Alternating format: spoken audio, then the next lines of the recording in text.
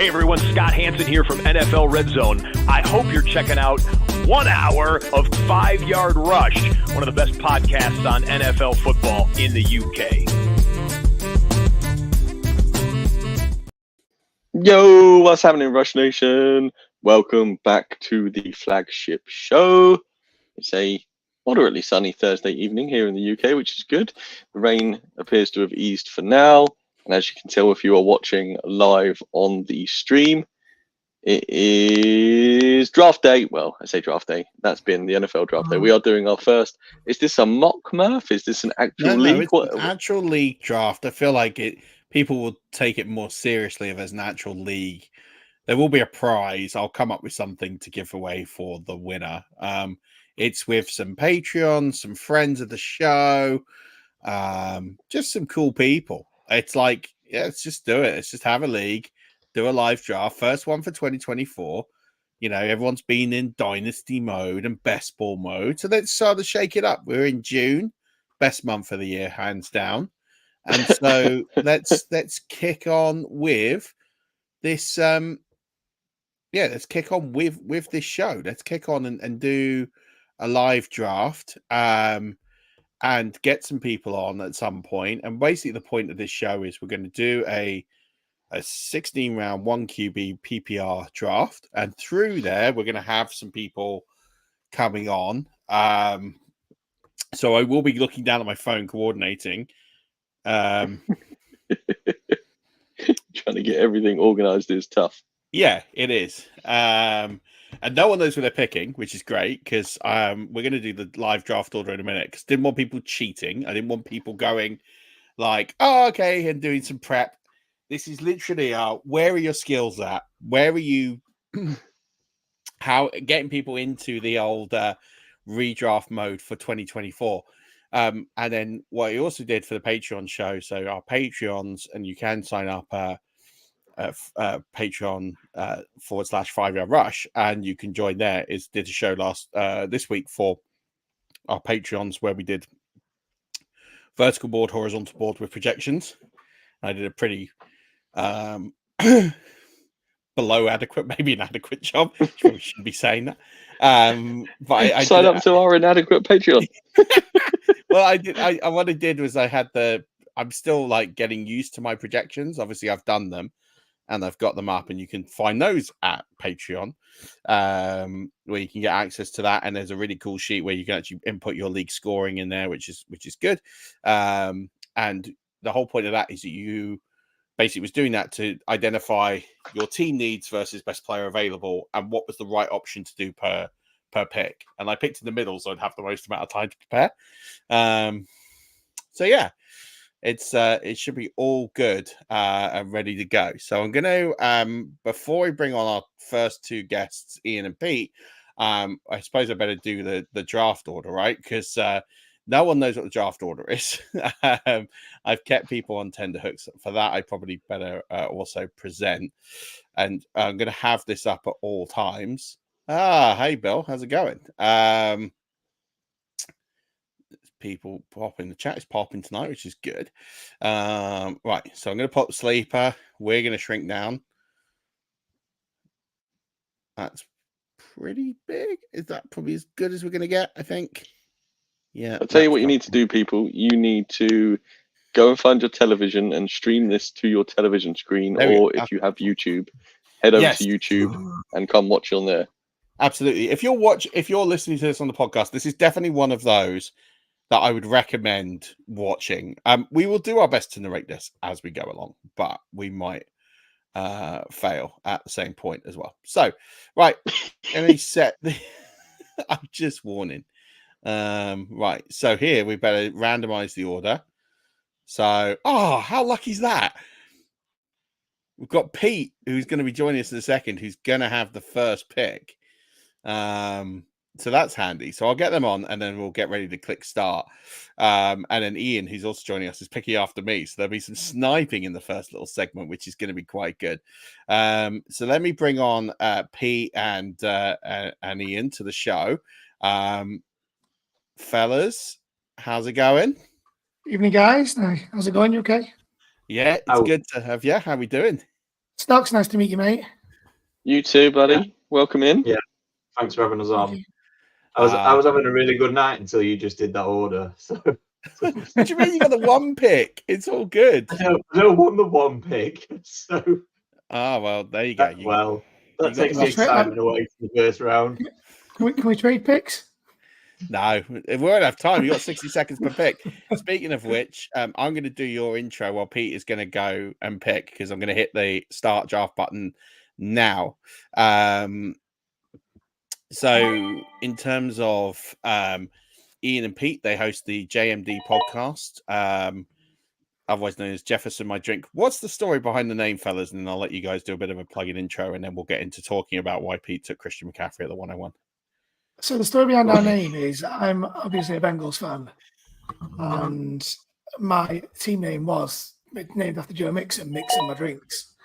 And then a couple of years ago, as I was on the clock, my options were either Joe Mixon or Justin Jefferson. And they said, everyone in the draft were like, if you don't take Joe Mixon based on your team name, you have to change your team name. And I didn't. I took JJ. And it's the year he went off and actually won the league that year. So every time my team name comes up, it's just Jefferson My Drinks, even though in some leagues it has still remained Mixing My Drinks. I love that. That's amazing. That's a fun story. And so how long have you guys been podding? And I'm going to hand over to Pete to ask about why he's taken Well, Amanda. funnily enough, I got an email from our podcast hosts today to say it's our 1 year anniversary today of the first time we put a podcast live. So we have officially been doing it for 12 months. So this is we are going into our second season a little bit more advanced and knowing a little bit more now than we did 12 months ago. Wow, that's amazing. I was on recently.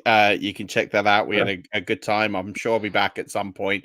Definitely do go check out their amazing podcast. Pete, why Christian McCaffrey at the 101? I know it seems like a bit of an obvious question, but that's. I think there's.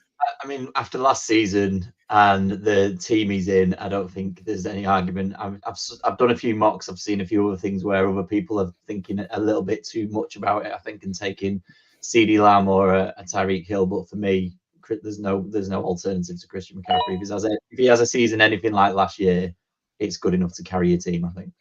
Yeah, that's fair. Stocks, you took CeeDee Lamb at the 103. I did. I like that. You thinking behind that? I don't have CeeDee Lamb anywhere across any of my dynasty drafts, so I took a player I don't have a lot of shares of, and that is purely it. That makes sense. He's my wide receiver 2 this year, so I don't have a problem with that in the slightest. I took Jamar Chase. I kind of tossed between Chase and Hall, and I kind of thought, well, Hall does get a bit banged up. I'll go with the slightly safer pick. So I went with Chase, but I can understand why Ian went with Breece Hall at 6.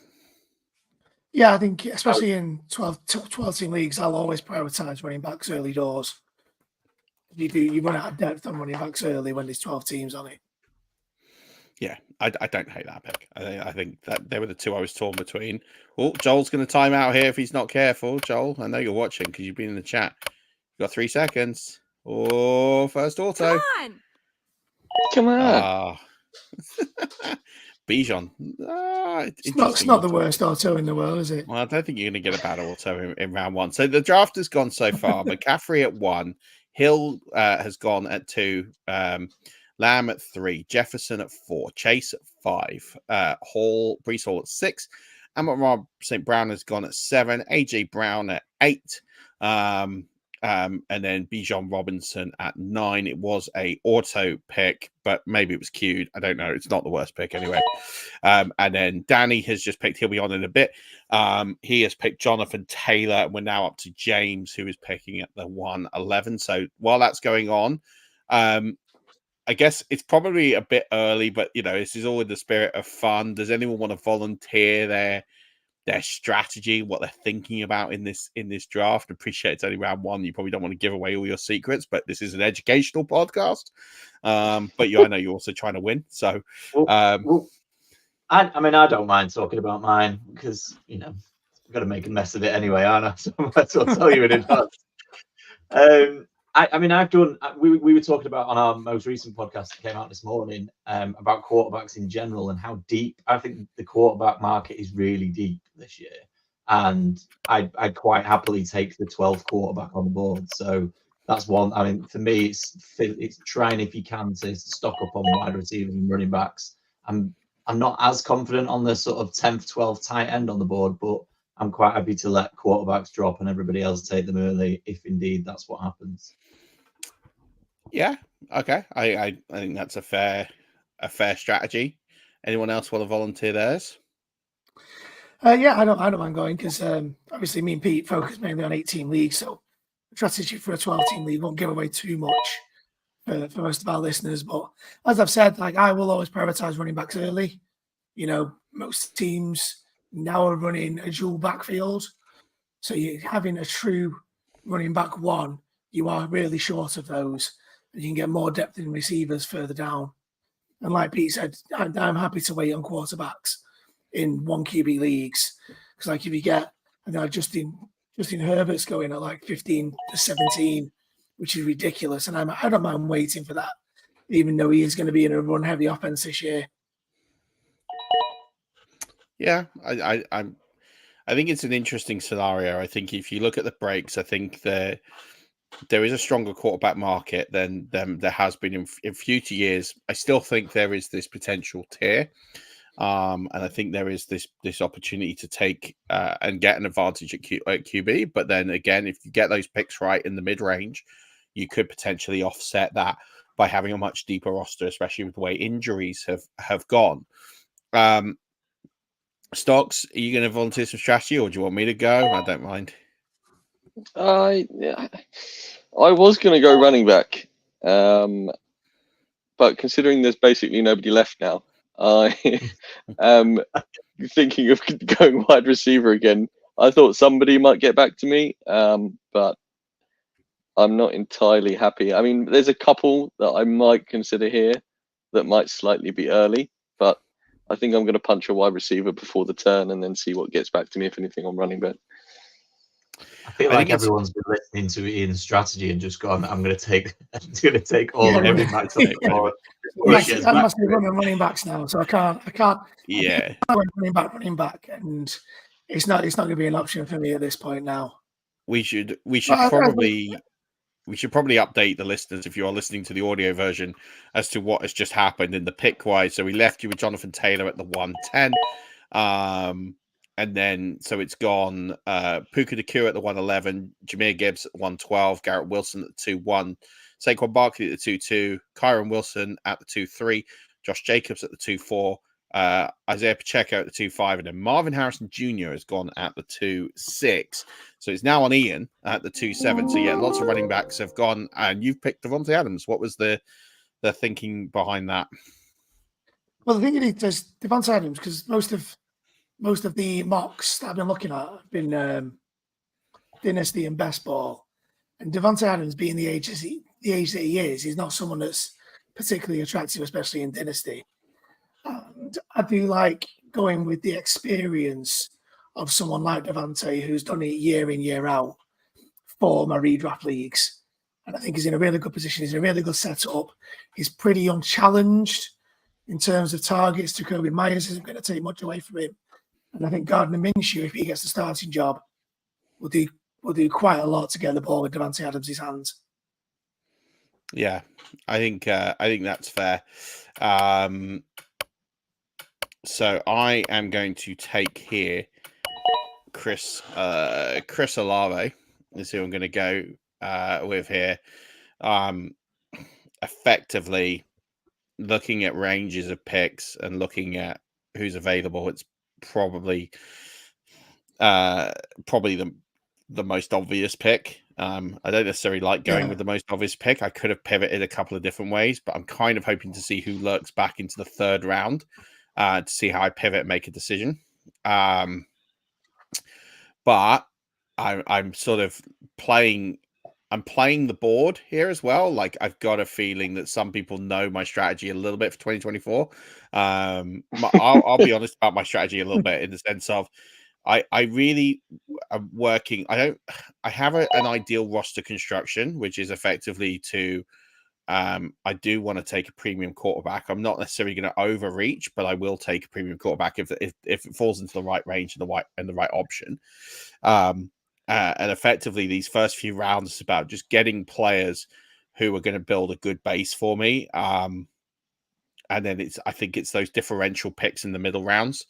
So, I've got players here that I think are going to finish top 12 of the position, and I'm effectively going to try and do that in the first 4 picks, which sounds quite hard considering, it's 12 teams. You need to get 2 running backs now in the top 12 picks, and given how many you've got, that's going to be hard. But I trust myself to find some value, or look at quarterback and still try and do the same, and then have a think about what happens in the later rounds. I think the first 4 rounds, I think this will be quite chalky, and I don't think anyone's going to walk away from the first 4 rounds this year with a significant advantage. I think it's really going to be the way championships are going to be. Or rosters going to put you in good position at those rounds 5 through 8. I think that's where your differential is going to be. I think there's the first 48 players. I think are going to be pretty good. Ultimately, I look at players that are going to go in the 3rd and 4th round, and then I think you're going to be in a good spot most of the time. I don't think you're going to get. I think you normally in previous years, I don't think there's been the depth and talent. So you've kind of had this drop off around the 310, 311, and then into the 4th round. But I think with the influx of rookies the last few years, I think running backs fairly deep, and I think that wide receivers quite deep, and then you had the quarterbacks and tight ends into play. I think the first 48 picks are going to be pretty good for most people, and then it's just what happens in the next 48 picks after that, I think, will determine the outcome of this draft. Yeah, I think the first 48 picks for most people is key there, because there's usually one person in the group that just goes completely off-piste. And there's the old saying, like, you can't win your league in the first 4 rounds of your draft, but you can definitely lose it. Yeah, I do agree with that. I think there's definitely something to be said here about at the moment, I don't feel there's a ton of reaches here. I don't think anyone's kind of gone too crazy. I'd say the hype for Marv at the 2-6, I could go either way, but I also know that Paul is a Arizona Cardinal, and so go get your guys, get the guys you're going to have fun with. So, like, at the same point, it's like you could sit here and say, "Oh, that could be like a steep pick," and then there's part of it that's like, "Well, he's a Cardinal fan. Why wouldn't you be excited about one of the best players that have come out of college football in the last 10 years? Like, go get your guy." Like, you can't hate it, can you? Because when you get a dream pick like that in the NFL draft, you want to get him everywhere, don't you? Pete, you've taken the first QB off the board, so I should update everyone since I picked Chris Olave. Calvin has taken Drake London. Stocks, you took Travis Etienne. Pestle has took Mike Evans. And then Pete, you've gone and taken Nico Collins and Josh Allen. So yeah, over to you. Yeah, which is the very opposite of what I said my strategy was 5 minutes ago. So I've already he's gone rogue. First big redraft of the year, and I've already pivoted. And that I love a man that's so convicted. He loves that conviction. No, definitely going to stick to my in the back conviction. of my head that if Josh Allen made it to the end of the second, I would probably. Josh Allen's probably the only QB I would take that high. And perfectly honest, the highest wide receiver for me on the board when I got to that point was Ayuk. And obviously, I don't want to put Ayuk with CMC because that's not going to help me. So I've sort of moved and had to pivot a little bit. So I've gone with the quarterback instead. Okay. So gone against everything that you said earlier in the podcast. Yeah. I would edit it out, but I'm not going to. I'm going to leave it in and just make you look like you're a flip-flopper. If you want to tune into the JMD podcast, we do that a lot across the summer. We don't necessarily do it 5 minutes after we said it, but we will contradict ourselves over and over as the summer goes on. I love it. So since you have picked Pete, Pestel's taken Derrick Henry, and then Stocks, you've broken the tight end seal with Sam Laporta. Talk us through it with Etienne and Sam Laporta. So I also flip-flopped and said I was going to go wide receiver and then took Etienne because he was there and I felt like I needed a running back because I didn't know what was going to happen after me. And then I was hoping Derrick Henry made it back for a complete 180 on what I was saying about wide receivers and no running backs being there, but he wasn't. And then I figured I wanted to have a decent starter at wide receiver, running back, and tight end. If someone was there, and Laporta was there, and I felt not terrible value at the start of the third in a 12-teamer, so I went with what I thought would work, although I'm not sure now. I don't. I like it's about his ADP. It's about where he's going. Was tight end one last year. You can say he's the new king of tight ends. I don't hate it there. I think you got to build teams to be a little bit different, and you've got to have a thought about ways that you can get an advantage. So I definitely don't hate taking Laporta there, and I think ETN is a solid pick given what he did last year. There's probably concerns he will get the same level of workload, but given the drop off and you didn't know what was going to go behind you, it's not a terrible thought. Ian, your mic time. Oh, there you go. Ian seems to be like reading my playbook because, again, for the second time in this draft, you've kind of like taken the other player I didn't take. So I didn't go 3 wide receivers, so I was less likely to go Pittman, so I went Kamara, but I can totally see why you went Pittman here. Yeah, I mean, I was looking at the board, and Ayuk and Deebo Samuel, no one knows what's going to happen there. They're going to stay. They're both going to stay. If they're just going to stay, who's going to be wide receiver 1? Achan, I want to see him at the backfield also himself. Diggs, is he now wide receiver 2? Now Nico Collins has been paid. Same for DJ Moore. Now Keenan Allen's gone there and Roma Dune's in.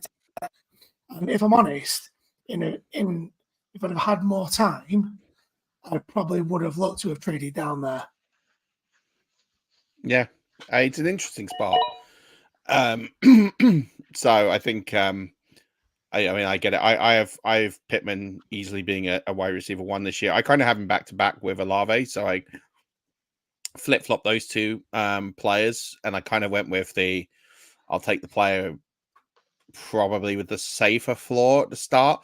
I tend to go more safe at the top and then go more aggressive later on. So I see a world where Pittman outscores Olave 100%. But I probably want to lock in the floor of what Olave is going to get. He's going to be on his own effectively.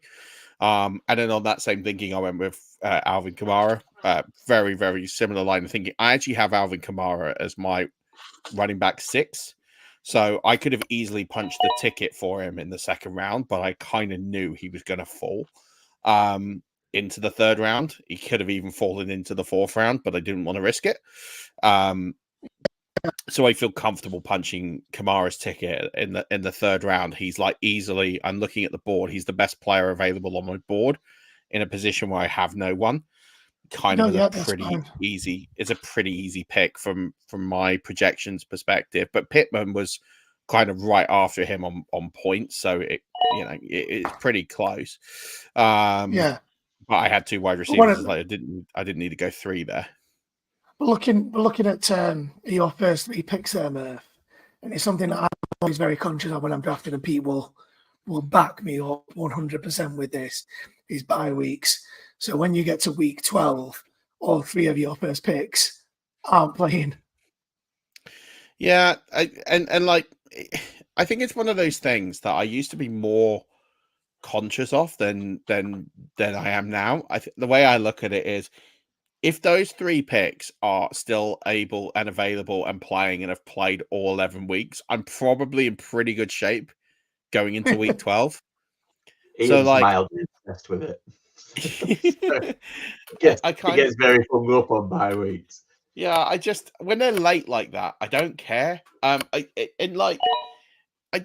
way I look at it is it's so late, like 12, 13, 14, I don't think is an area of the league where you can really get hung up on, because unless 14 is in your fantasy playoffs, then that is a different kettle of fish. Like, you don't want that. But I kind of look at it and think about, I'm going to draft the best team available. If those 3, it also means I don't have any bye weeks to worry about prior to that with these 3 players. So if these 3 survive the first 11 weeks and I get off to a really strong start, then week 12 shouldn't, in theory, matter all that much. But I'm also caveating there's probably going to be an injury amongst one of those. And I back the depth I pick up to cover me in a bye week anyway. So I kind of like, when it's that late, if it was like bye week 5, bye week 6, bye week 7, I'd care a lot more. You'd be worried. I'd be worried a lot more because that's at a pivotal point of your season. At week 12, I just think there's 11 weeks of football. The likelihood that all three of those players are still 100% fit and able, then if they are, then I'm in a great spot. And I'm like, well, I can afford to probably take a week off. But I also don't think I will, because I think there's some good values. But yeah, don't get me wrong, it kind of entered my mind a little bit. And then I just thought, I don't really care. I just think it's so late. I just think like, there is a strategy where you can take a lot of players in one bye week and tank that week, and then you're set for the rest of the season. Yeah, I mean, yeah. So there is that. It depends on what week 12 is for your season, doesn't it? If week 12 is crunch week, you can't afford to have your best players sat on the bench or sat on the bye when it's all or nothing. Yeah, if you're winning in, getting into that point of the season, then yeah, and if I am, then I will be in a bit of a struggle. But if I'm not, then happy days. I guess we'll see. Like we'll see how this pans out, because we'll do a review show if I'm back on. So it's all good. I better update the listeners here what's happened. So we talked about Ian's pick at the 3-6 with Pittman. Since then, we've had Devon Achane go at the 3-7, Lamar Jackson go at the 3-8, DJ Moore go at the 3-9, Rashad White go at the 3-10, Travis Kelce at the 3-11, Deebo Samuel at the 3-12, and then DK Metcalf at the 4-1, James Cook at the 4-2, and then now Jalen Waddle has gone at the 4-3. Stocks, whose team are you liking other than your own? Well, I don't really like mine, so not mine. Cooper Kupp. If Joel hadn't taken CJ Stroud then and gone wide receiver, I would have liked that lineup immensely. But I don't like quarterback early, especially in single quarterbacks, because in Superflex, I don't even take a quarterback early in that. So that's ruined, not ruined it, but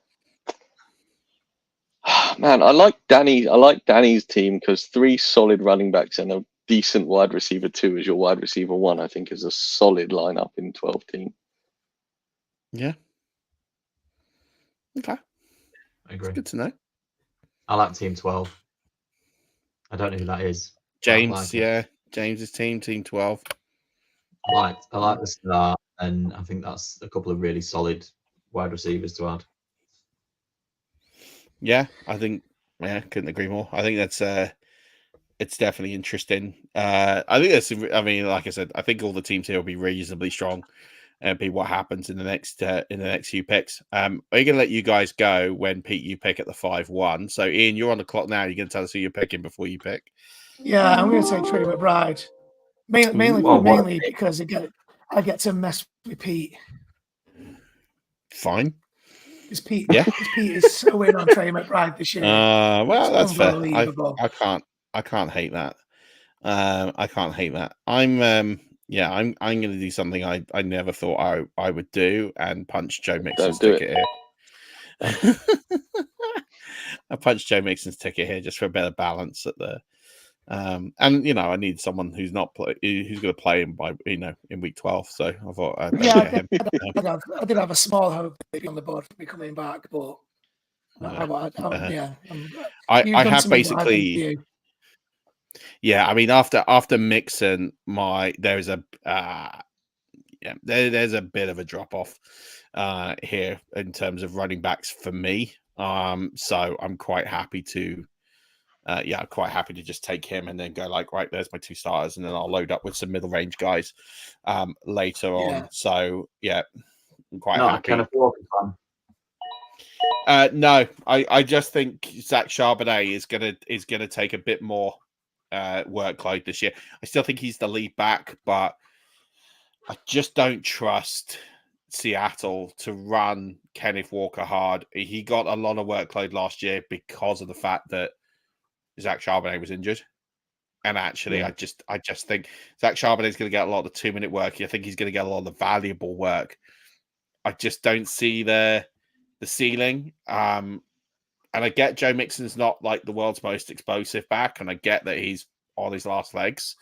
But I'm looking at like the running backs left. It's like Walker, basically, I think he's going to have his legs chopped a little bit.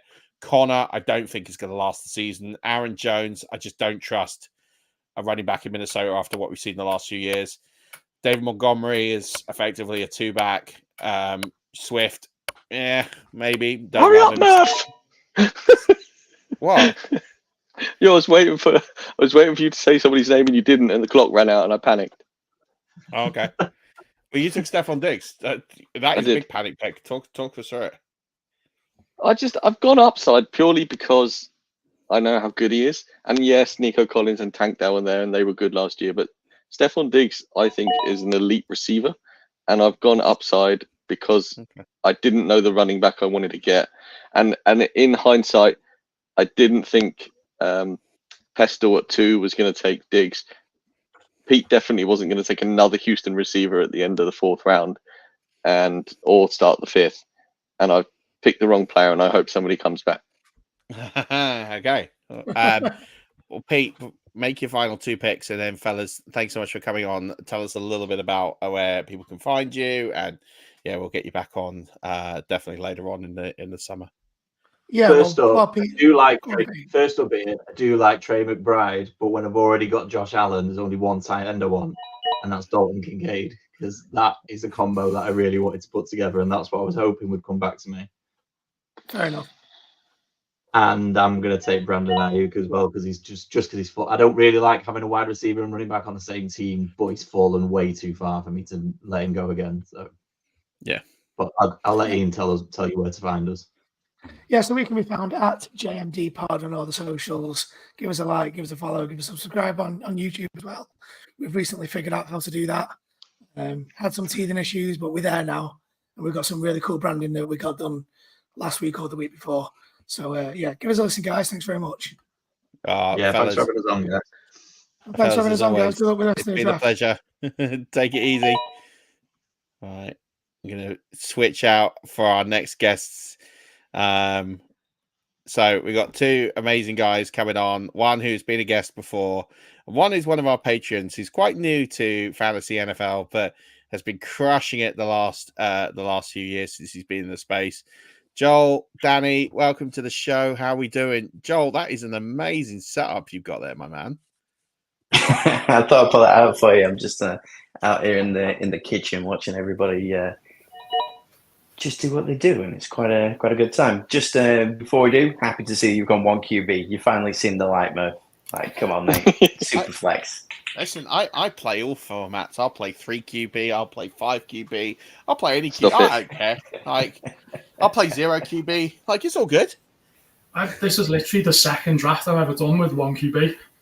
Like, I only started playing 2 years ago, and every one is super flex, except the only one that I've ever played in, which was 1 QB, is one of your leagues. That's it.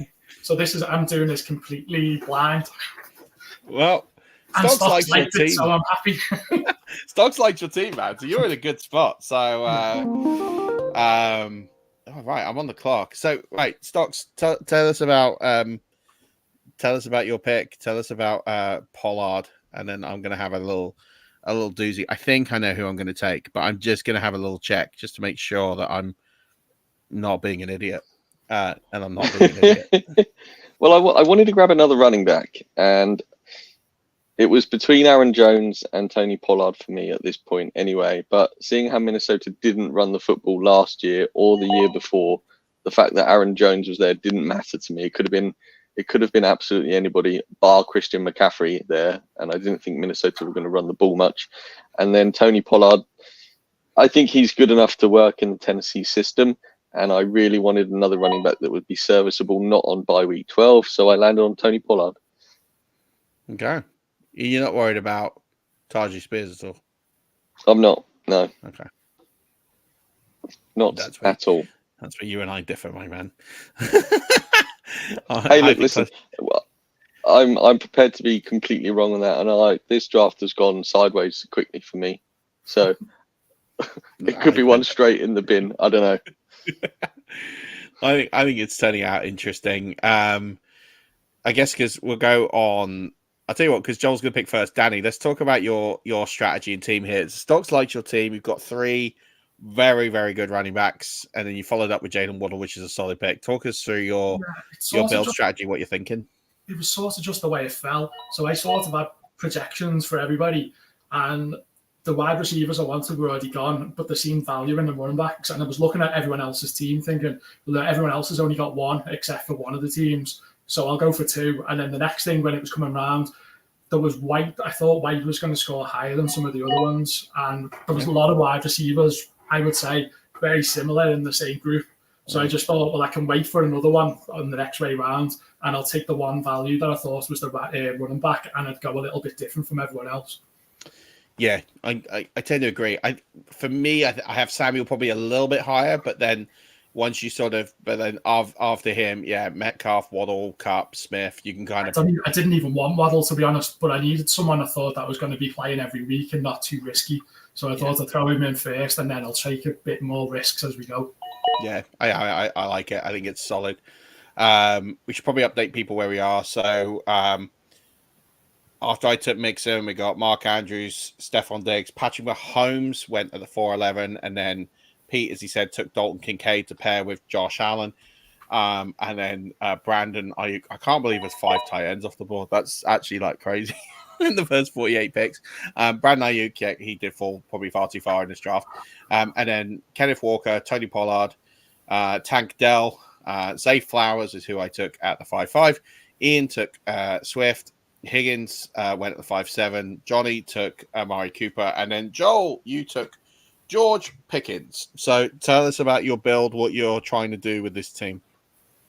Yeah, number 9 in the draft, number 1 in your hearts. The first time I've ever drafted a Falcon, you know me, I'm a Saints fan, Murph, and I particularly dislike the Falcons. I don't mind the Panthers and the Bucks, but so I feel genuinely sick about having that. So, maybe if I do win, it'll have an asterisk next to it. So I'm not feeling that. If I'd have given the choice and if I was paying attention, I'd have probably gone Gibbs there. However, you roll with what you've got. My team and my strategy, as always, Murph, is to pass the vibe check. It really is do I want to watch them succeed? In the case of Bijan, no. However, now I've got him on my team. So I guess a little part of me is going to have to keep an eye on the Falcon. Josh Jacobs, I think he absolutely passes the vibe check. I cannot wait to see him in green running up and down the frozen tundra. That's going to be awesome. DJ Moore, an obvious choice. I needed a quality wide receiver, and I think the Bears are going to be one to watch. Plus, I'm getting in before the Hard Knocks hype, so that's pretty cool for me. I will defend to death taking CJ Stroud here in this position because I want a piece of the pie from all of his receivers. That's the reason that I got CJ Stroud. I want to watch Tank Dell blow up. I want to see Nico Collins go for miles. It's going to be a super fun, happy time. And I've always been a big fan of Danger Russ Wilson, which is why I picked up Pickens. Because, again, just want to see the man succeed. I want him to spit in the face of Sean Payton, who left and then came back, did nothing, cried a bunch, and now we're going to see something interesting in Pittsburgh. So, I mean, who doesn't spit in the face of Sean Payton? I'm with you. I think that's probably one of the best things you and I have both ever agreed on. So I think that's a healthy way to be on this pod. I love it. The crazy thing here is there's been like this tight end rush, which is where I'm kind of struggling now. Luckily, the next best one on the list really looks to be Pitts, so I can avoid that completely. So 2 Falcons, gosh, I'd have to call an exorcist. So having a look all the way down here, I think the best possible choice for me is a guy who I love and is probably going to be a bit of a reach, but I'm taking Scary Terry because I think that Washington are going to be super fun to watch. Yeah, I don't mind that at all.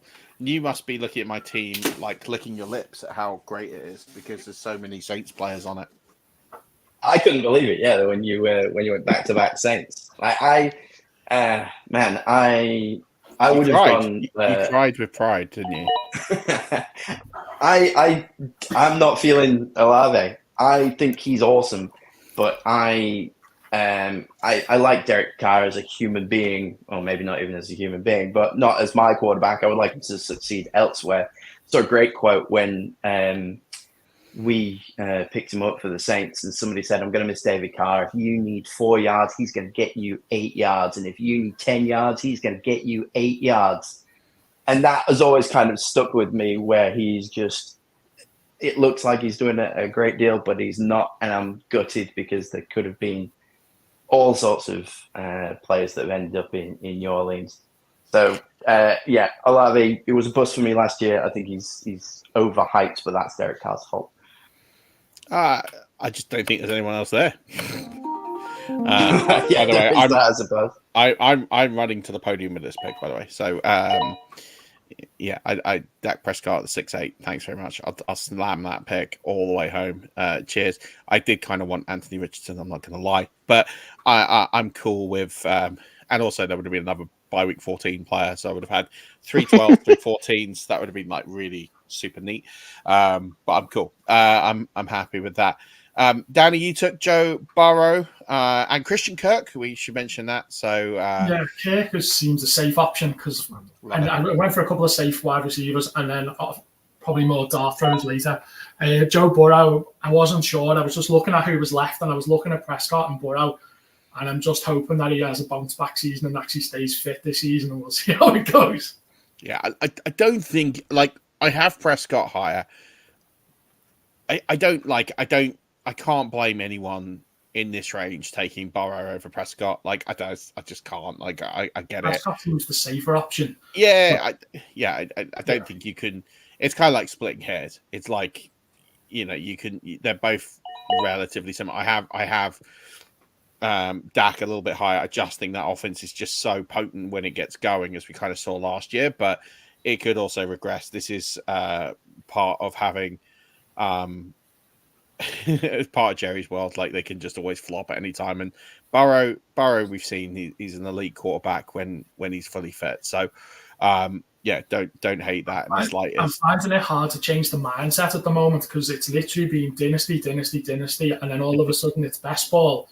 And while I'm doing best ball, all of a sudden I'm doing a couple of redrafts. So this is I've only been doing this for 2 years, so my head's about to explode with all the different variations and all the different. And every time I do one of your competitions, there's some mad rules, and I'm trying to figure them out as well. Because I was in that one that Stock said was absolutely mental to do, and every person created their own rule. So I've made a mess of that one because I didn't go for the running back, so at early where I get all the points, but.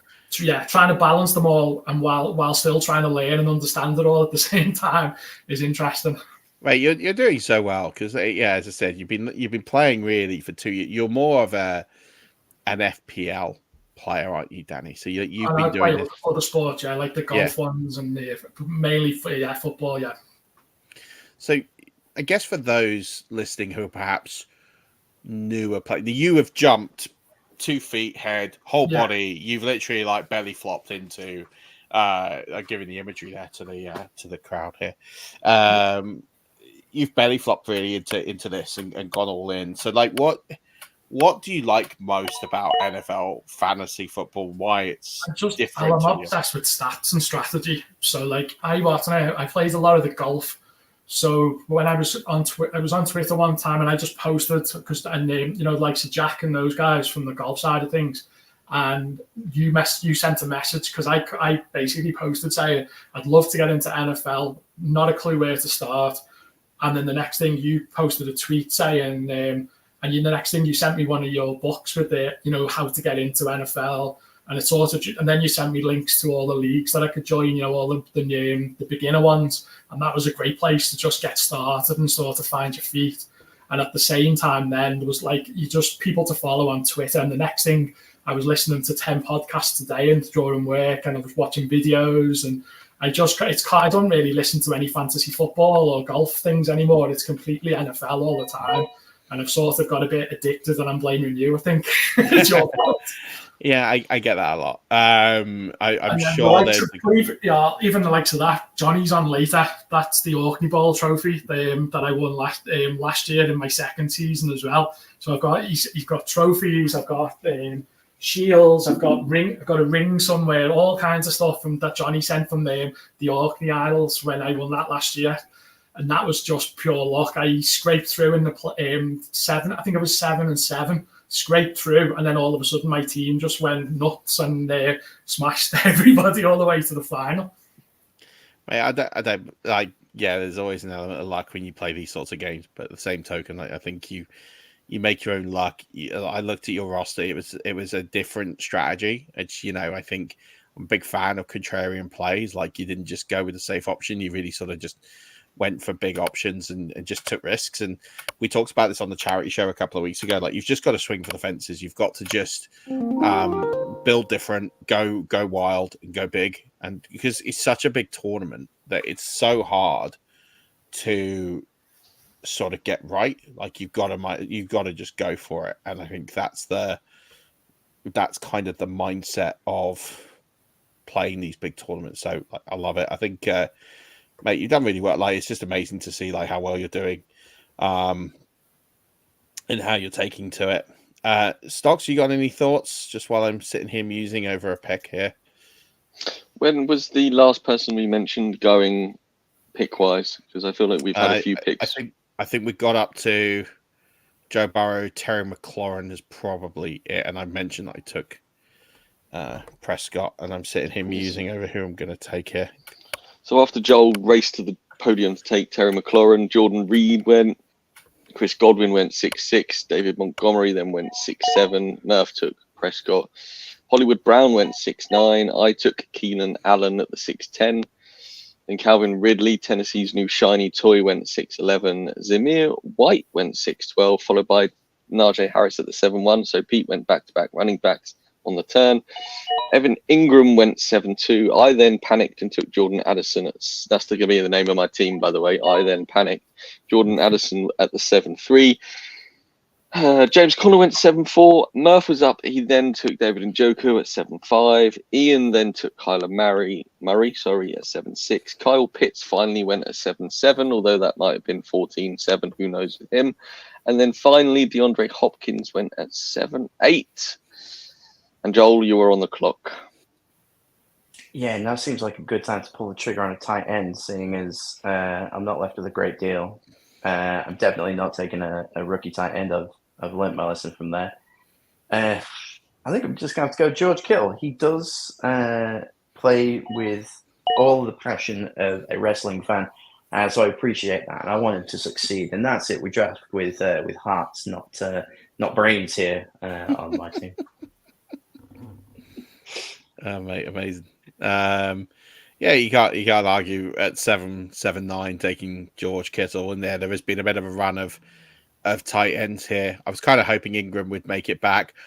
I kind of wasn't going to punch the ticket on Njoku. I didn't want Pitts. I didn't want Kittle. And then I was kind of like, well, he isn't a tier above. And I was looking around at my next pick, and I was thinking I've got about 6 guys I could have taken there, and I think most of them are going to come back. So I kind of I'll just take Njoku as a tier above everyone else that I had. So yeah, I played the vertical board, not the horizontal board there, which it is what it is. I've punted on Deontay Johnson because I'm hoping he's going to be the target haul and everything's going to go to him. He's got the investment, so yeah, I don't hate that at all. He catches everything. It's just whether or not he's going to get enough love there. It's complete lottery at this point, but I went for the 2 safer ones first, and now I'm going to take a few more risks, I think, and see how it works out.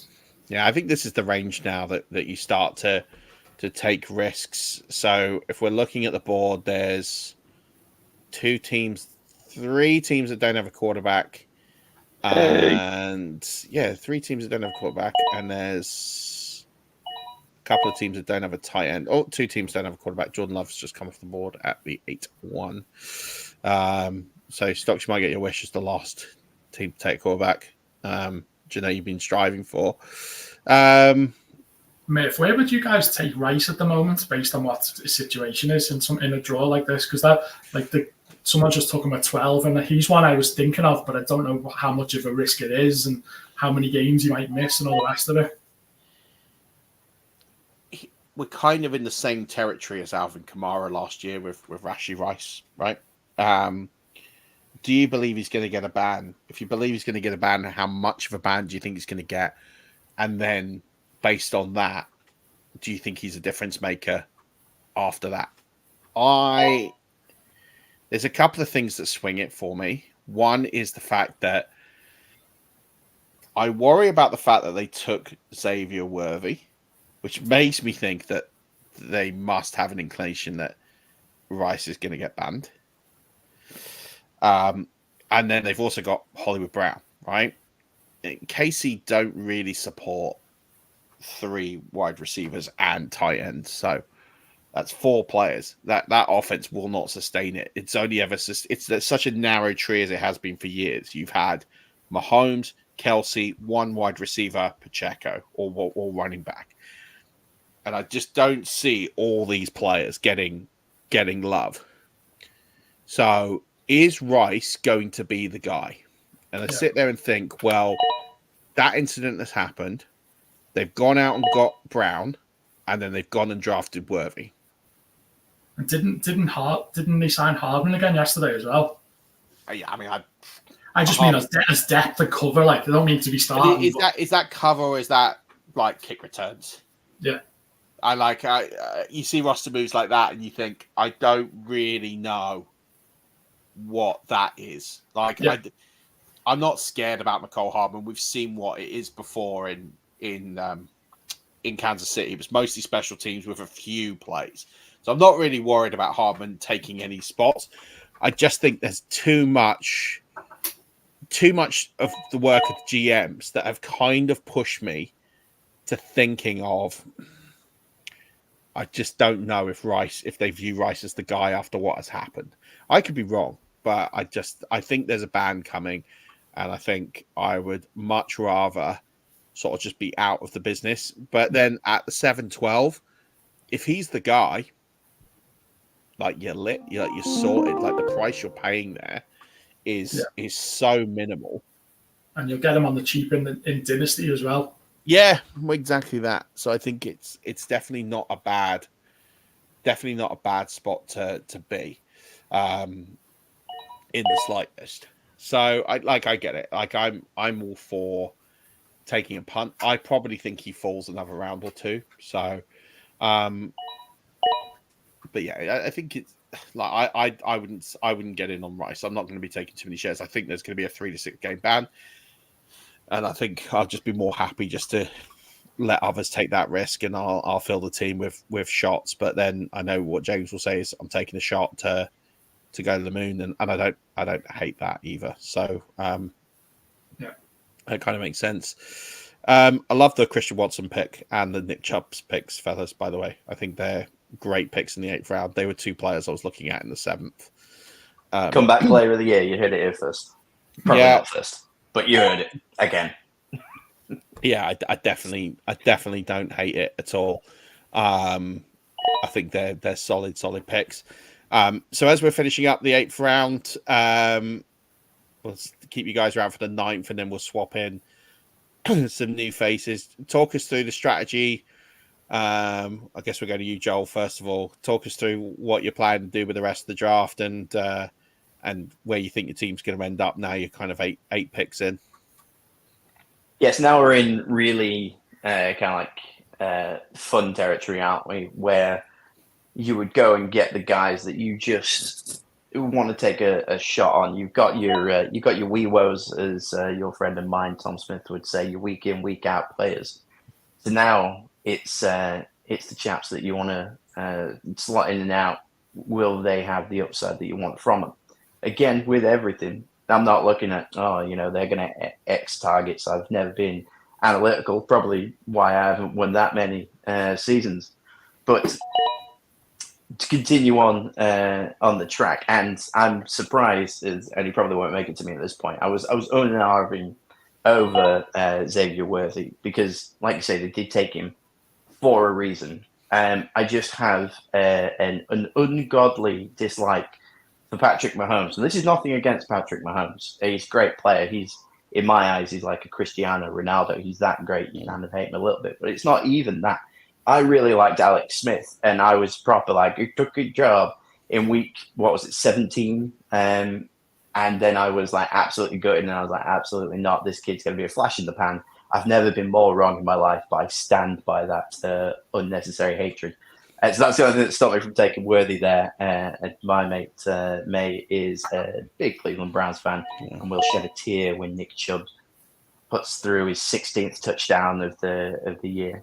So going forward from here, I want to, obviously, you know me, I want an elite kicker, but I'll hang back a little bit. I don't even know if you put kickers in these, actually. Have we? Let's kickers and defenses. Oh, good. Yeah, well, I that's would all never, right. I would never invite you to a league where there wasn't a kicker. Yep, you know me, man. I'd have 2 kickers. That's what a super flex should be. It should be 2 kickers. Well, we've got 2 kickers in the FFPC, mate. Yeah, I love it. But yeah, we're going to keep an eye on a few people. There is a weird amount. It's just QBs and middling tight ends at the moment that I can see roundabout there. I think I'm just going to try and load up on running backs, and then hopefully some of them land. Maybe take myself a second QB. Who knows? Feeling saucy. I like that. Oh, saying that, I was just looking at running backs, and that's starting to look a bit grim, isn't it? Nice that Dallas got Zeke Elliott back. Every team needs a mascot. But yeah, apart from that, gosh, this is slim pickings, isn't it?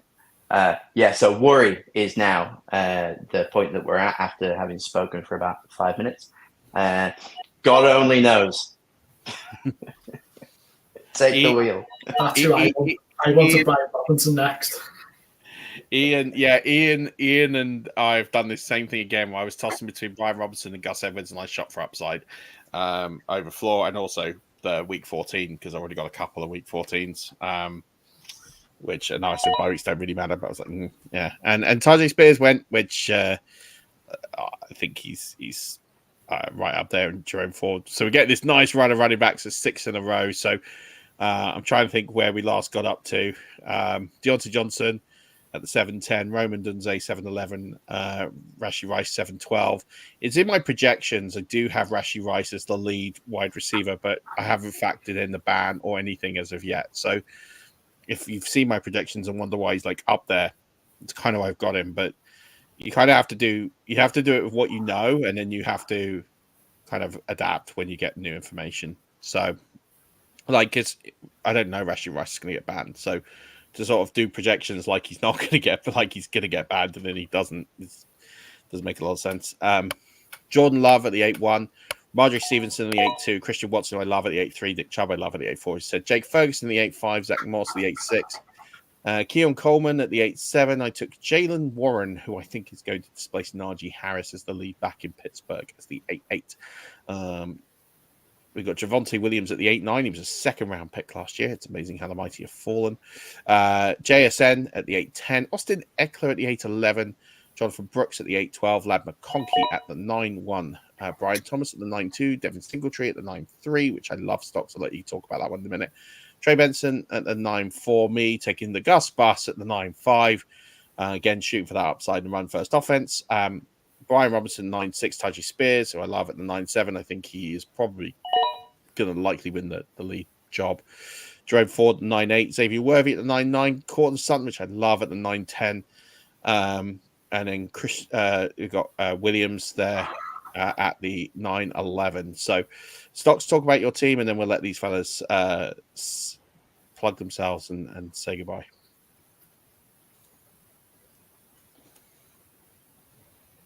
Can't hear you, Stocks. You've gone quiet. You're on mute. I was muted. Don't even know how that happened. Yeah, JSN at the 8-10 because I like the upside from the end of last year. He's definitely the wide receiver 2 in Seattle. And then I took the lead back in New York, because Saquon Barkley did it and Devin Singletary's as good as he is. Devin Singletary is as good as Saquon Barkley. You heard it here first. I needed that. Thank you.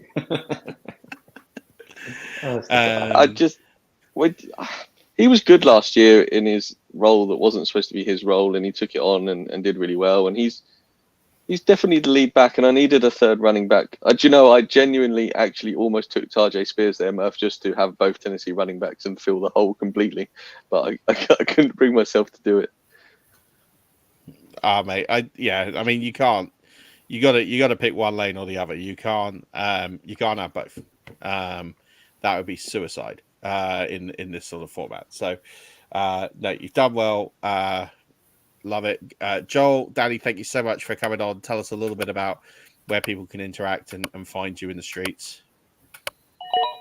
I am no place. I am just a regular human being. But if you do feel like it, at Tryhard Joel, Instagram at Born on Fire. I added NFL after being on here last time, so Born on Fire NFL is where I am on X/Twitter. Yeah, for me, just to say, I suppose more thanks than anything, mate, for my new addiction. I enjoy it. I love everything about it, but it's taken up way too much of my time. And if I was going to plug anything, it would be the charity that you're doing at the moment. So you haven't mentioned that tonight, so you should throw that in again tonight. But thanks, guys. And I'm sure I'm just on Twitter. I have no Patreon or nothing like that. Oh, mate, well, it's a pleasure having you on, boys. I really appreciate it. And yeah, Crohn's and colitis, appreciate that message as well. Boys, I'm going to let you go. Thank you so much for coming on. We will chat later and we'll recap this in a few weeks or a few months' time. So take it easy, fellas. Bye, guys. Cheers, guys. Mate. And we got our next two coming on. We've got one of the guys from the Fields of Fantasy podcast and then the creator of the Orkney board. Good evening. So, Pestle, Johnny. Aye. How we doing, chaps? All good? No bad, thanks. Good. So we've got you guys and sort of running a bit behind, but then this draft is also running a bit behind, so it's not bad. First off, I guess we'll hand over to you, Pestle. Tell us a little bit about your team and strategy so far, and how you're feeling at this point of the draft.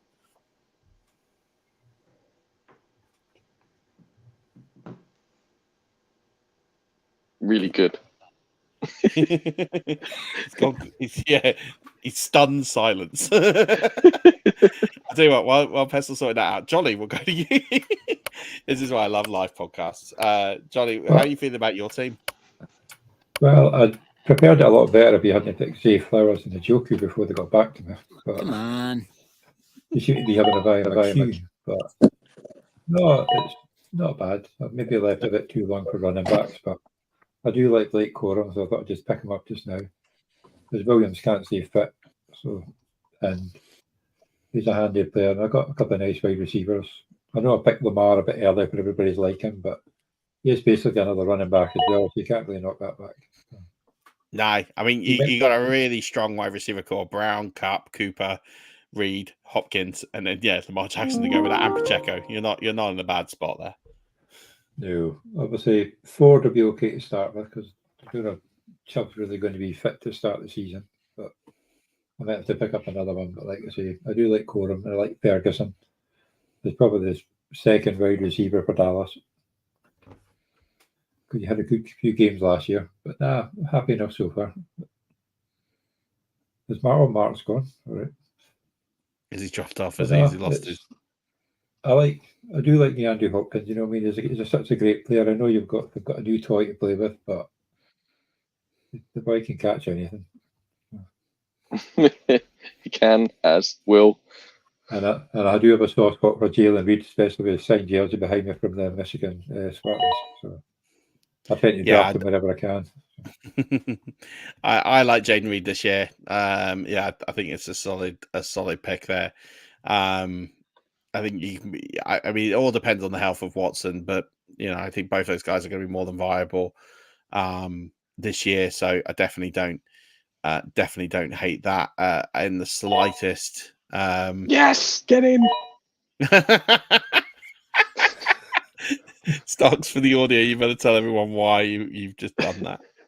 So when I took Sam Laporta and it's a 1 quarterback league, I was like, I am stacking him with Jared Goff. I'm going to wait on it, and I'm going to be the last one to take a quarterback. And then Jared Goff didn't go at the 10-9. I was like, it's probably a little early for a quarterback here. There's definitely players. But then I thought, everyone has one. Go get your one. And I was like, yep, Jared Goff, thanks very much. Yeah, I don't think it's early. I think you can be fine with that. I just, like, of the quarterbacks left, we had Tua, which, you know, Jaden Daniels, Justin Herbert, which feels absolutely horrendous, by the way. Justin Herbert's still there in fantasy football. And just, it's the love. Are we out on Justin Herbert? I know you are, Murph. Yeah, but are we too far out at this point? No. I think you can be out on him. No, that's fine. I mean, I got my guy. I've got him at like QB 16, 17, something like that, and I'm fine with that. Yeah, I'm absolutely fine with putting him there. These sleeper projections are wild that they've got him like level with Lawrence.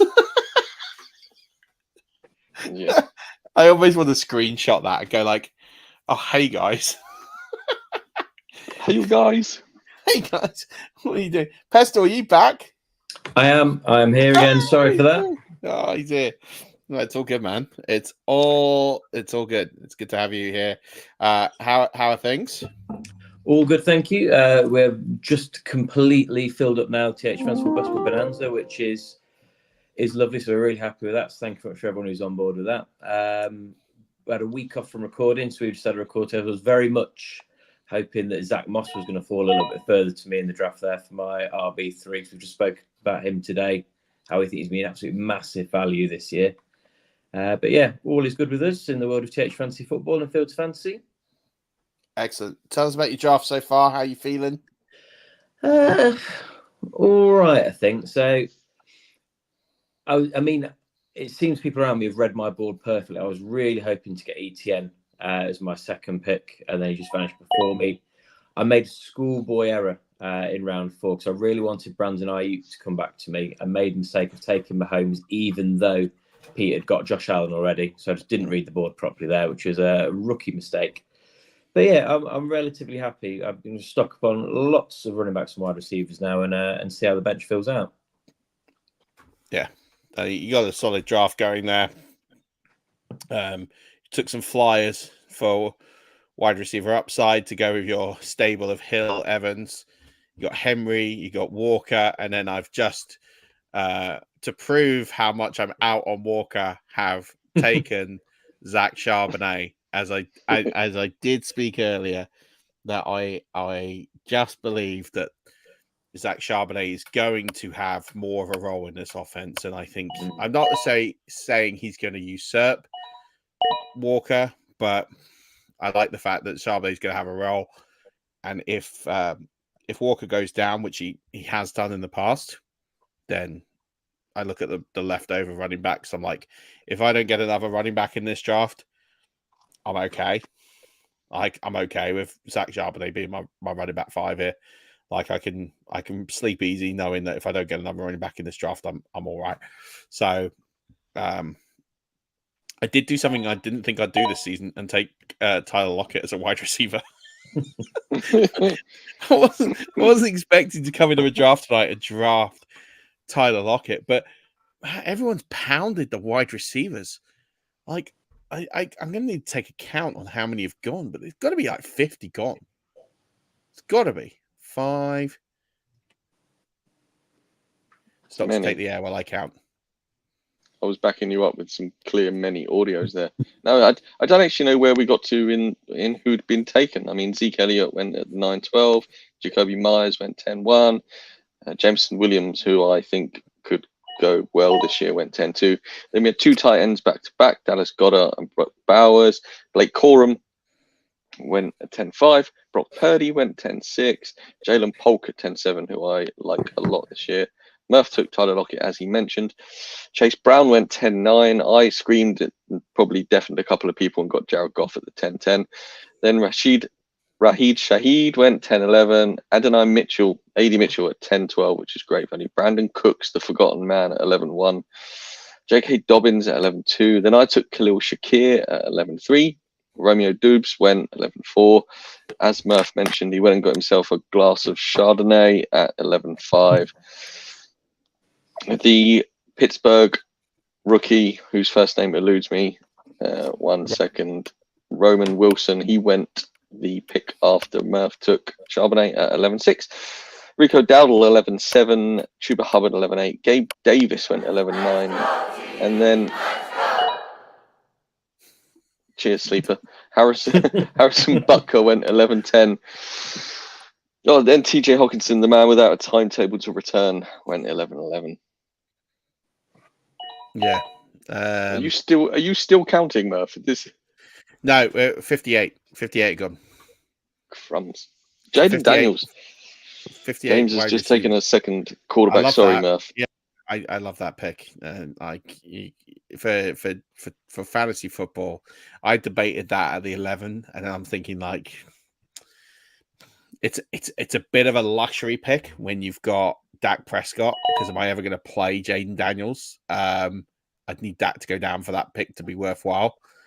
Whereas I think when you've gone late, like James has done with Jordan Love, you've got a viable switch option every week, which I like that. If you're going to go late, go and get two good guys.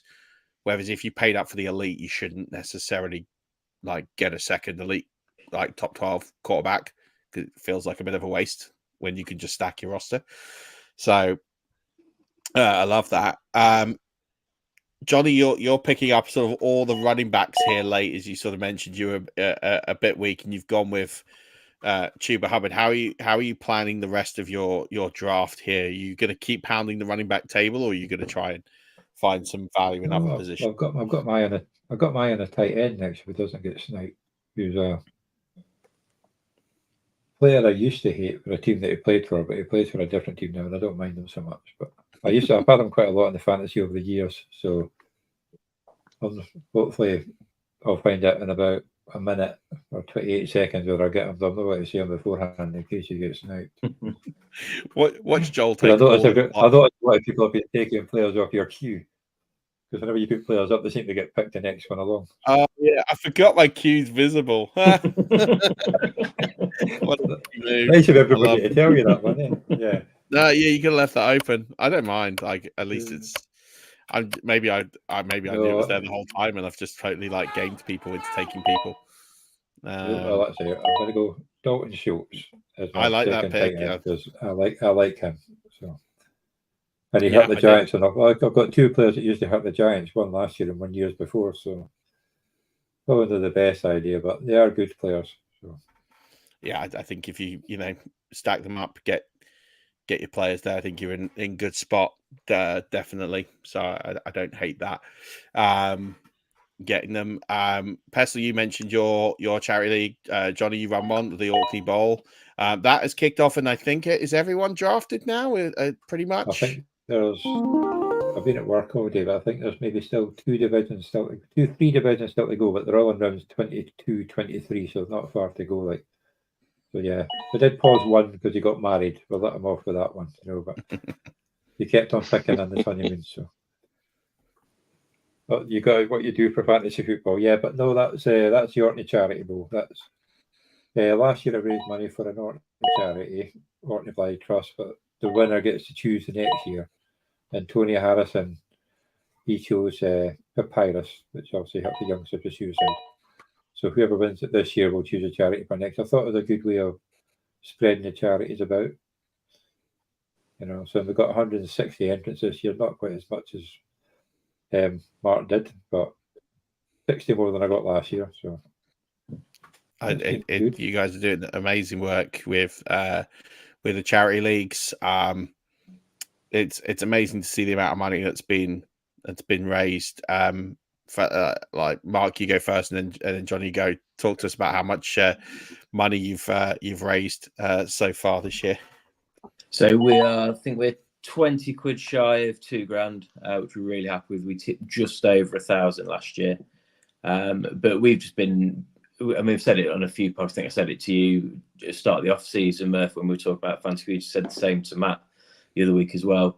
It's just amazing how willing people are to kind of give and contribute as well. We've got a few people that seem to stick a tenner in each month, just add into the pot as well. So yeah, we're really, really pleased with that. And the Beast of Memory Cafe that we're raising for. So Ed, who do a podcast at TH Fantasy Football with, it's amazing local charities, the Beast of Memory Cafe, helping supporting those living with dementia and their carers. And it's such a small charity that the money we're raising is helping to keep their doors open as well. Well, the same money we're raising, the money the whole fantasy community is raising is helping with that. So yeah, massively grateful and really, really pleased with everyone that's got on board. So thank you very much to any of you listening that are involved in that. Amazing. And as for you, Johnny, how much has been raised for Papyrus this year? I'm trying to go onto the website, but I think it's about 1,300, over between 13 and 1,400 so far. And I think there's still about 12 people to donate. And obviously some people are waiting until they get paid and stuff like that, which I don't mind, it's all for charity. And the page is open right until January, so they've got plenty of time to donate. If anybody else wants to donate, they can. But yeah, it's another great cause. And I just like using Just Giving because everything gets done for you. You don't have to go anywhere near it. And they get sent the money out in regular intervals, and they've been great keeping in touch with me and sending me emails and anything I want to do to help raise more money and stuff like that. So it's been great. And obviously yourself, Murph, is one of the people that put the idea in my head between you and Matt with the JTT Cup and the Warrior Bowl. Taking part in all of them, the community was just so great that I just wanted to make a picky. Yeah, I just wanted to do my own bit. Nah, so it's amazing. Thank you for I've been absolutely useless at the FFCC, but it's a laugh. That's all that matters. I don't think anyone on here tonight has done well. I don't think I've won a first round. I got to the third round in the consolation last year, but I've never made it past the first round and the main one. I think Paul. But Paul you never Pickin. know. Maybe this year. I think Paul Pickin. I think James might have got a few wins. I think I got to the third round once, and I go out the first round every year. It's Stocks. I think you went out the first round. I am perennially a first round departee. I cannot get out of the first round in the FFCC. It's a joke. It's amazing. It's like I don't seem to meet too many people that win that often in that competition, and then you think, well, someone must win it every year. like people do. Like it's just it's an insanely hard competition because one bad week, 2 bad weeks, and you're out. You can have the best team. It's like the playoffs. So, yeah, I think the fantasy community's done a great job. I think in the UK we have so many great fantasy tournaments. Now I'm looking forward to your guys' tournaments of drafting the Orkney Bowl. I quite like my Orkney Bowl team. I'll be honest with you. I was sharing it with the Patreons, and they were. Should have had Danny on to talk about this bit. Danny was insanely jealous of my Orkney Bowl team. He was like, I can't believe at the rounds you're getting values at. It's just like he was going 3 rounds higher in my draft. I have had a few WhatsApp messages about that, yeah. What about my team? Yes, and there was one team that got 3 players in the first 3 rounds that were all first round picks last year in one draft. I can't off the top of my head name it, but I was thinking that's not bad. Like getting Joe Burrow in the third and stuff like that. And it's interesting scoring as well. So it's hard to get your head around all the random scoring. Yeah, I mean, I'll read my team out, and then we'll go back to talk about this draft because we should do. I got Anthony Richardson as my QB, Jonathan Taylor, Kyron Williams, Tyreek Hill, Michael Pittman. So I went with a mega Colt stack of QB, running back, and wide receiver. So I'm all in on the Colts. Is best ball. David Njoku, Alvin Kamara. Of course, there's a lot of similarities to this team. Christian Kirk, Jaden Daniels, Derek Carr, Daniel Jones, Jonathan Brooks, Rico Dowdle, Keaton Mitchell. He was like my last round flyer. Zach Charbonnet. Oh, he's turned up on this team as well. Xavier Worthy, Marcus Robinson, DJ Chark, Darius Slayton, Darnell Mooney, Rashard Bateman, Christian Watson, Darren Waller, and Taysom Hill. Because what best ball team doesn't have Taysom Hill on it that's worth anything? I think I've got him too, actually. Yeah. I think you've just got to, right. You've got to take him. We should mention, Mark, because you're here, about the nominated. Your podcast was nominated for an award last year, wasn't it? Tell the listeners who were living under a rock a little bit about that one. Oh yeah, certainly anyone that was following us on social media is very well aware. I think we posted about 4 or 5 times every hour. So we're very lucky to get shortlisted in these Sports Podcast Awards, which was amazing.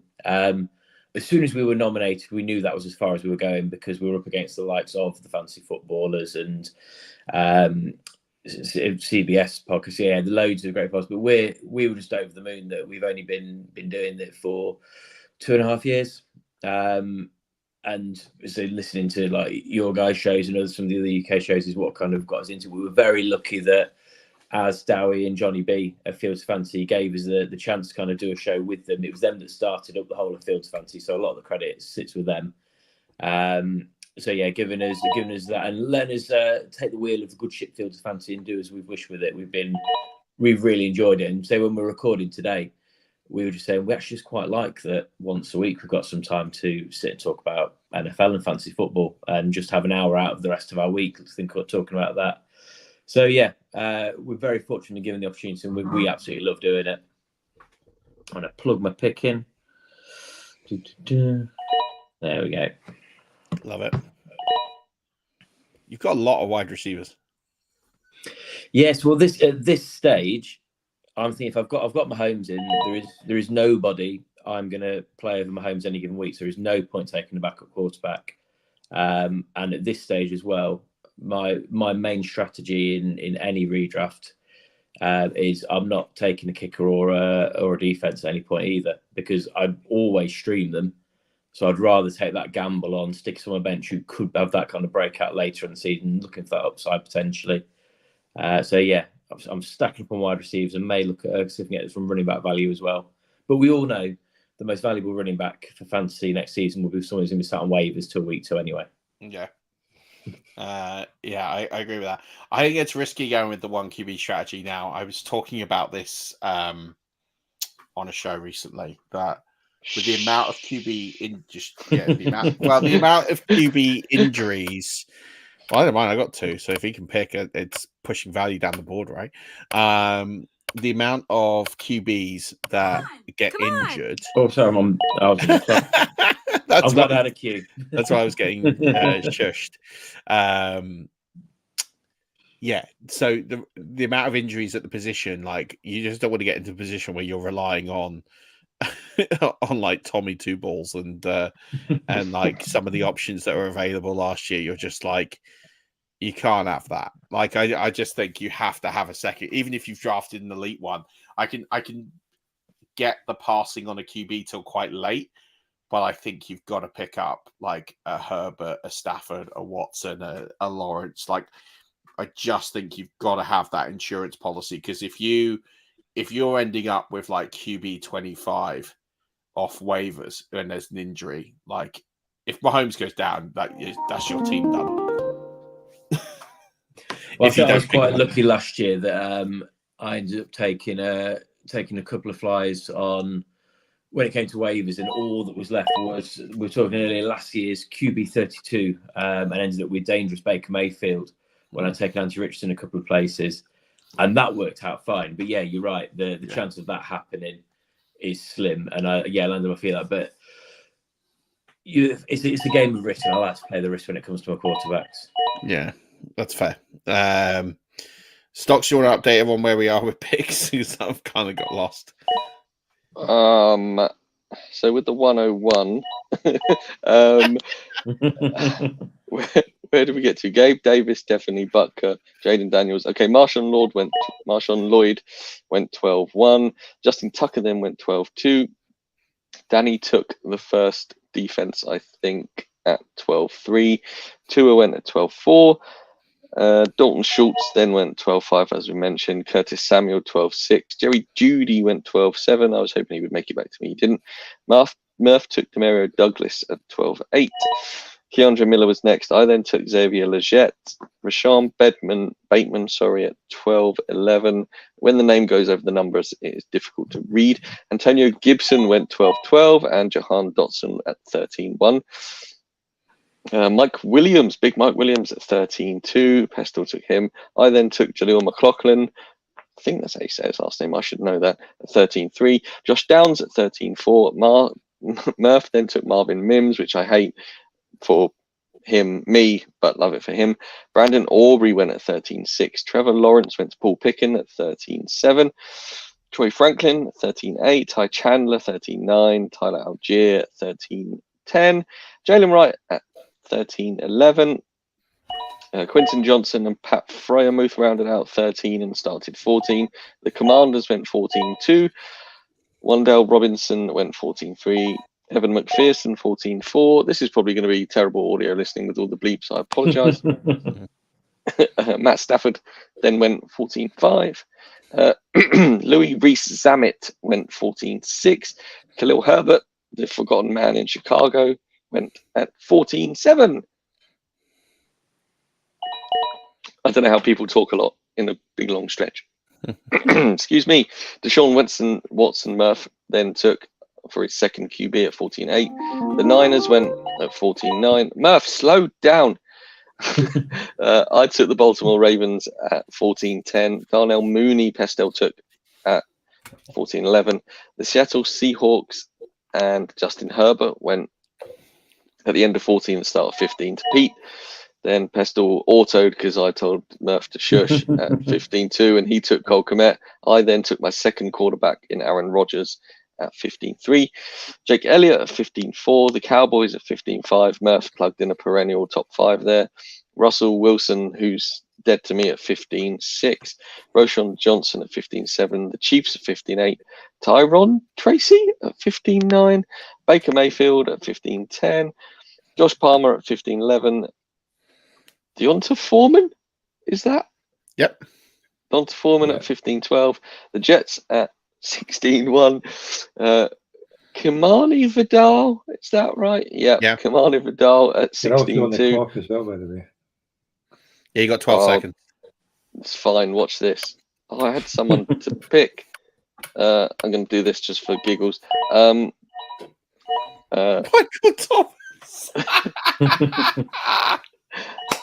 Ben Sinnott went 16-3. Hunter Henry 16-4. Tyler Bass went 16-5. Keontae Mitchell at Keaton Mitchell, 16-6. Tyler Conklin 16-7. Murph took Ricky Pearsall at 16-8. The guy I was going to take went Michael Wilson. He went at 16-9. I then took Michael Thomas because he's going to sign with the Pittsburgh Steelers and have the year of his life at 16-10. Jermaine Burton, yeah. Jermaine Burton went 16-11, and then Young Wei Koo was Mr. Irrelevant to Pete at 16-12. And quite a few of us didn't take kickers. I am proud of us. Mark, Stocks, myself, Ian, Paul, Joel. Oh no, Joel did. James didn't. So yeah, go us. Look at us. What a grown-up draft. Thoughts? Let's go to you, Johnny. Johnny, thoughts on your team? How you feel you did? Well, Troy Franklin was a bit of a rush pick when I realised I had about 3 seconds until my timer ran out. So I would have maybe picked a different wide receiver, but hey-ho, I might pick him up in free agents because he didn't get drafted. But no, I took Tyler Bass with the last pick because he's a bloody good kicker. And to get him in the last pick, you can't really argue with that, even though he did miss a few kicks in the playoffs, but we're not going to go that far. The Kansas City Chiefs defense is usually quite risky, and obviously the defensive coordinator is a bit of a genius. Matthew Stafford has got not bad lineup for week 14, so keep him there unless Lamar gets injured. Then play him in week 14 if I have to. And Yeah, I'm happy enough with my team. We'll see how it gets on, obviously, but yeah, to mind on and keep an eye on the waivers. That's the problem with so many leagues, but that's a fun part. Mark, how do you feel your team went? Oh, it's the winning team. Oh, okay. Yeah. No, I'm relatively happy. I was glad to get Mahomes where he did, because for me he's still a tier 1 quarterback. I was happy to get Ingram as low as he did, because for me he's on the bubble for that for that tier 1, tier 2. Yeah. When it comes to tight ends as well. Austin Eckler is a name that I think he will. I can't work out if he's going to be a bargain, a bust, or a fair value, because he's got all the possibilities in there. And was he banged up last season? Is he going to be a rookie quarterback's best friend in Washington? Him and Daniel's going to be a great tandem. Who knows? So yeah, Austin Eckler is going to be a fantasy unknown, I think, this season. So yeah, relatively happy with that. I think I'll be watching waivers early on for another bit more running back depth though. Yeah. Stocks? I don't want to end the draft and go to the league matchups, because I am fearing the worst with my team here. That's all right. Sleeper projections are wrong, so you're fine.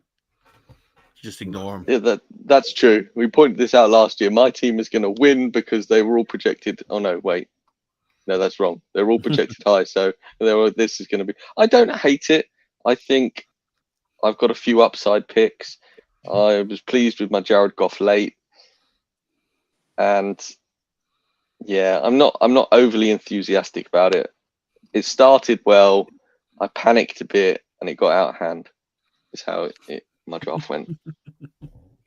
But, fair enough. I don't hate mine. I'd have liked probably a slightly better RB2, but I'm not unhappy with Mixon, and then I've got Warren, Edwards, and Charbonnet behind, so I don't feel too bad there. I have a lot of wide receivers on by week 14, which is going to be fun, but that's 14. I don't care. I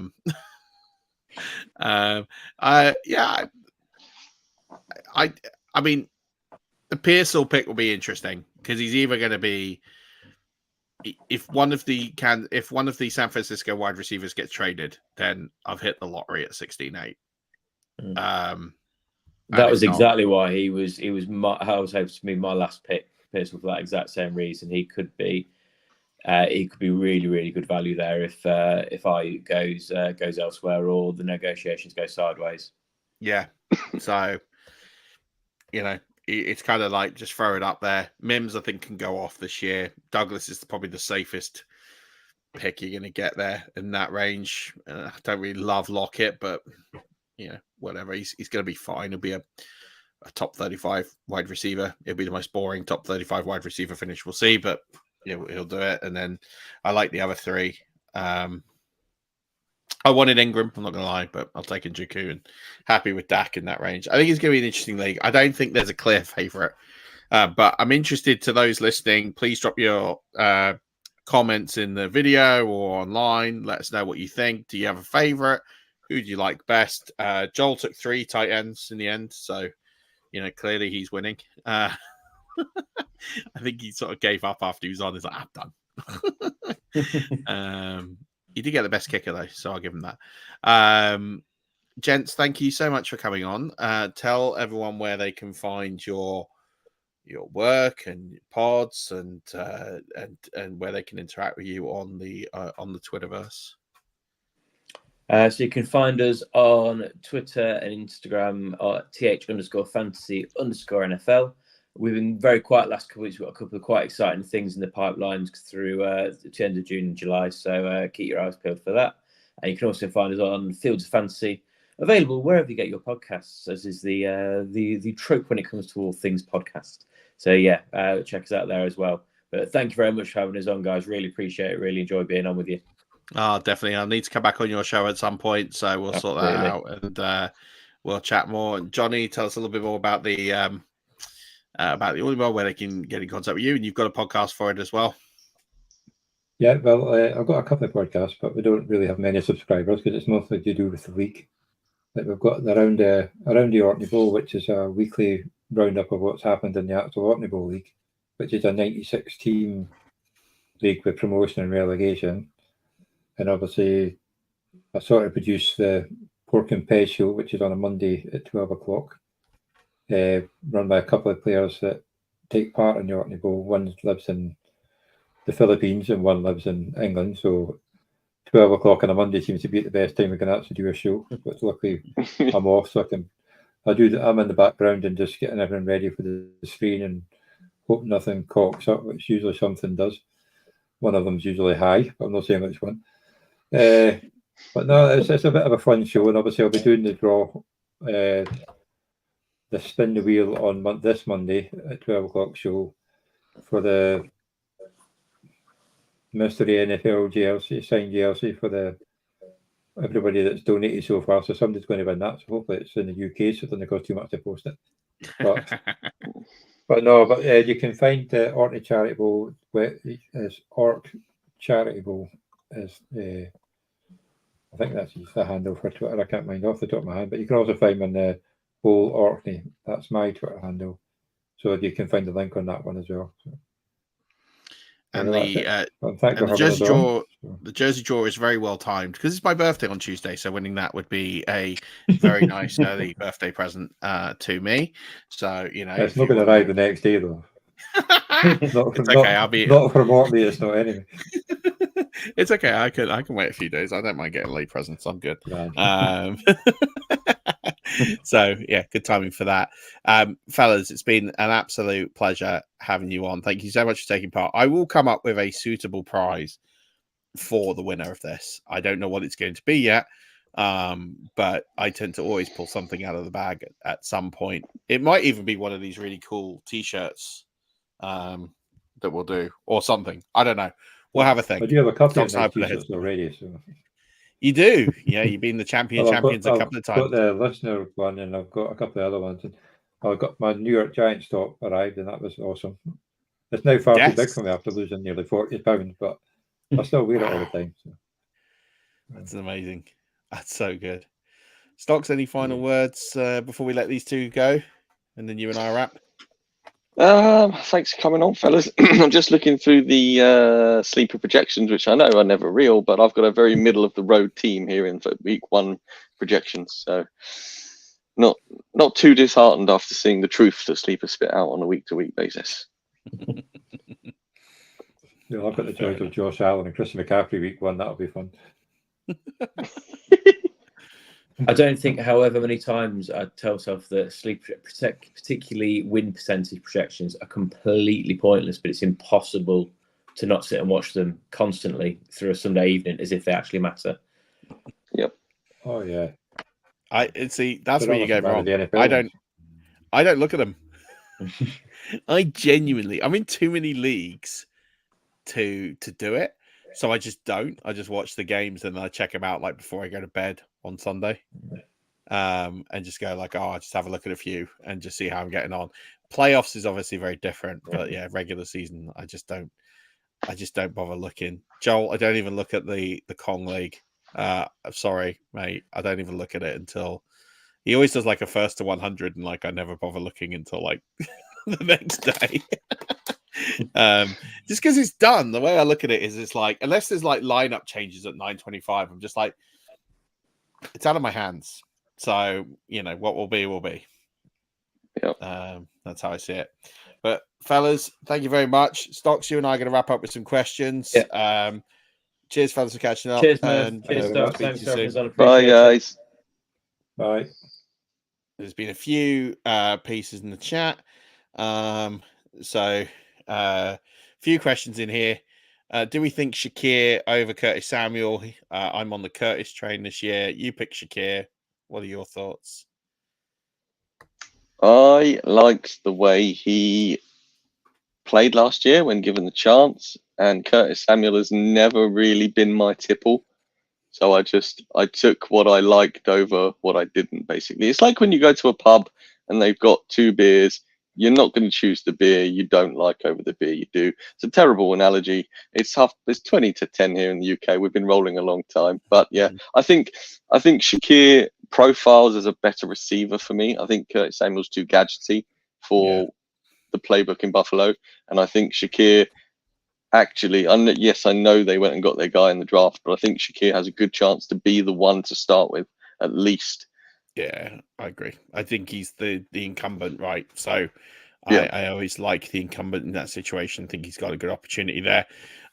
Same person has bet me £20 that the OCB charity or FFCC charity that squad will finish higher than mine in the OCB. You're on. I will DM you. We'll come up with what charity it should go to. How about this? If you're still watching, if you win, we can put it to the Orkney Bowl. If I win, we'll do it to Crohn's and Colitis. That seems like it's a fair outcome, but we will. Let's do it. There we go.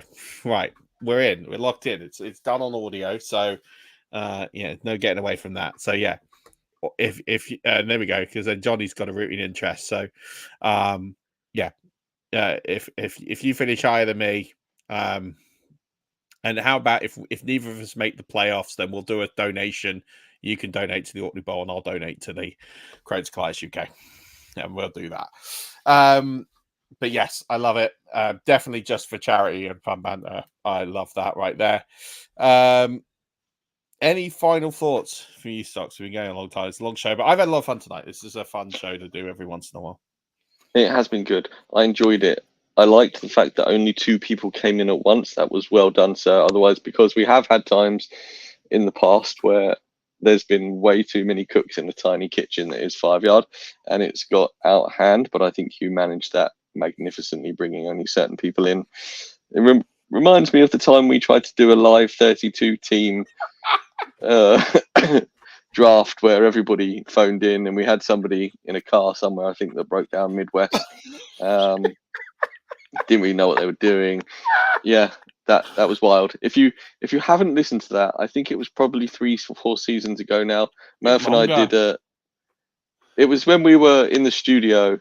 Murph and I did that's a at least 30. 5, because you think 4 years ago was COVID. Okay.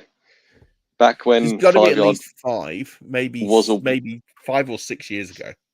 It was a war machine, and we decided to take on the impossible task of a 32 team mock draft, round 1 mock draft, where everybody picked from a team. So there was, I think it was 27 or 28 people were dialing into our Zoom call back then. And it just to organize that on a scale of absolute magnitude when we were a tiny outfit in my mother's garage. And if you are new listening, yes, we used to record together in a purpose-built studio in my mum's garage. That was a hell of a task. So this was a lot more low-key and fun. No, it wasn't more fun. It was just easier to manage. So I think you did very well there. I feel like I need to go into the archives, find that episode.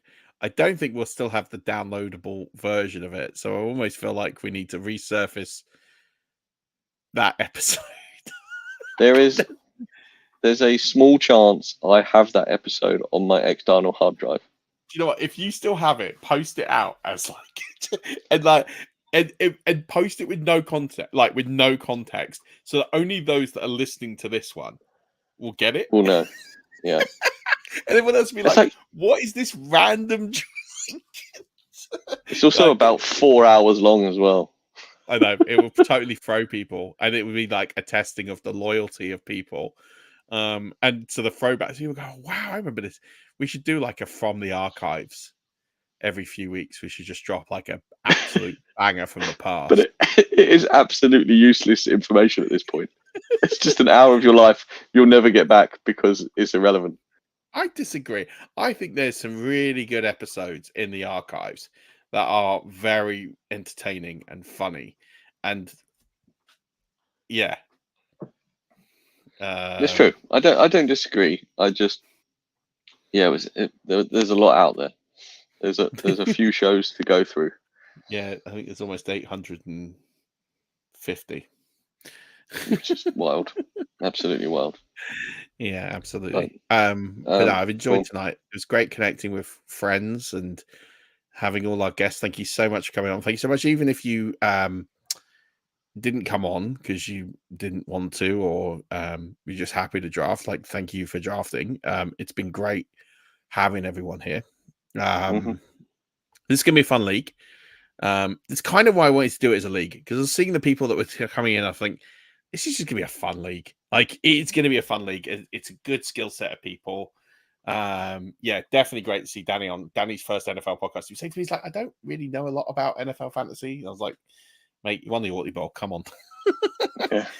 Don't be modest. Come on, it's all good. But yeah, it's been great. I love it when we have shows like this that are just a bit different and off the rails, but a lot of fun, and we get a lot of people on.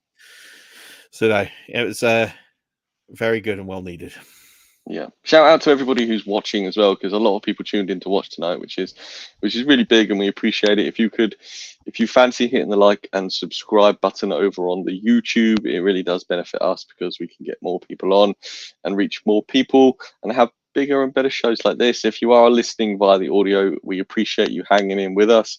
It got a bit wild at times, but if you start listening and you think, well, this is weird, I need to see it, well, guess what? You can head over to YouTube or Twitter or X. It will be there, I think, or Facebook. It's in one of the places. It's definitely on YouTube. So if you do want to check us out on the YouTube for this episode, I think it's definitely worthwhile, with there being a draft board for you to see. Definitely. And it's definitely the YouTube. Definitely the YouTube. Definitely the YouTube. Hit up the red play button and enjoy the visuals.